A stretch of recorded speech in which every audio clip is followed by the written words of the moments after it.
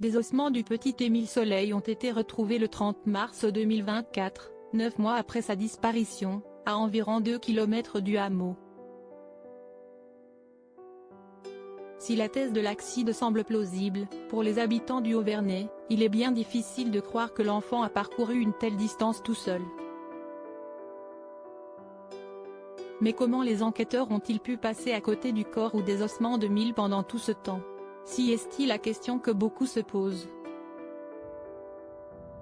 Le samedi 30 mars 2024, une randonneuse a retrouvé le crâne et quelques dents appartenant au petit garçon de 2 ans et demi, 9 mois après sa disparition survenue au hameau du Haut-Vernay. Elle se promenait alors au niveau des paysages des Trois-Évêchés, à environ 25 minutes à pied de la maison des grands-parents de l'enfant, entre Digne-les-Bains et Gap. Lors d'une conférence de presse, Jean-Luc Blachon, le procureur d'Aix-en-Provence, a tenté d'expliquer comment ses équipes avaient pu louper cette localisation. Les responsabilités peuvent être partagées, a-t-il souligné. Près de 97 hectares ont été fouillés, une surface considérable. Mais il est impossible d'inspecter chaque mètre carré de manière serrée avec toute la panoplie de moyens, surtout avec une telle déclivité de terrain.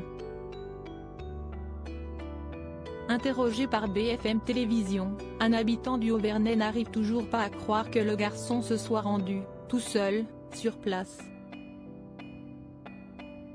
Ni que les hélicoptères, munis pourtant d'un système de détection thermique, n'aient pas été en capacité de détecter son corps le soir de sa disparition.